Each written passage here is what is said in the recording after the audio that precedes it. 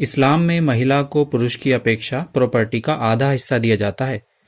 ये भ्रांति इतनी आम है कि आप इसका उत्तर अवश्य पाना चाहेंगे। चलिए आपको बताते हैं। दोस्तों, अगर आपसे कहा जाए कि इस्लाम में भी महिला का हिस्सा पुरुष के बराबर है तो आपको अवश्य आश्चर्य होगा। इससे आगे अगर ये कहा जाए कि इस्लाम में महिला का हिस्सा पुरुष से भी अधिक है, तब तो आपके आश्चर्य की कोई सीमा ही ना रहेगी, है ना?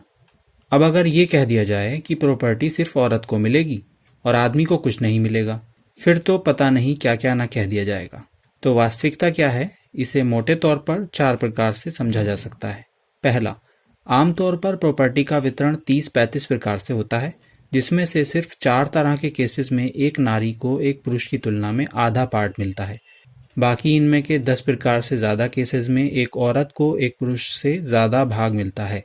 अन्य 10 प्रकार के केसेस में दोनों को बराबर का हिस्सा मिलता है और बचे हुए 8 से 10 प्रकार के केसेस में केवल औरत को प्रॉपर्टी मिलती है और आदमी को प्रॉपर्टी नहीं मिलती।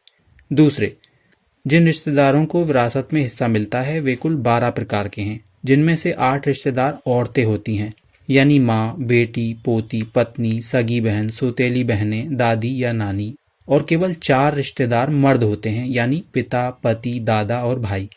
यानी इस प्रकार से भी देखें तो महिलाओं का शेयर पुरुषों से 2 गुना है।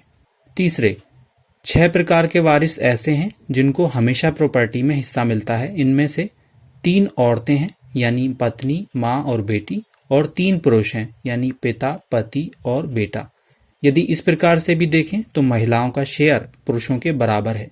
चौथे, किसको कितना हिस्सा मिलेगा, इसके 6 सेट हैं, यानी 2/3, आधा, 1/3, छठा हिस्सा, चौथा हिस्सा या 8वां हिस्सा। इसके 23 तरह के बंटवारे बनते हैं, जिनमें से 17 मौकों पर किसी महिला को हिस्सा मिलता है और केवल 6 मौकों पर किसी पुरुष को हिस्सा मिलता है। यानी इस प्रकार से भी देखें तो महिलाओं का शेयर पुरुषों से लगभग 3 गुना ज्यादा बनता है। तो इस प्रकार ये स्पष्ट हुआ कि इस्लाम ने महिलाओं को विरासत के अधिकारों में पुरुषों पर प्राथमिकता दी है। अगर आपको आश्चर्य हो या बात को और अधिक समझना चाहें तो कमेंट बॉक्स में लिखने से पीछे ना रहें। धन्यवाद।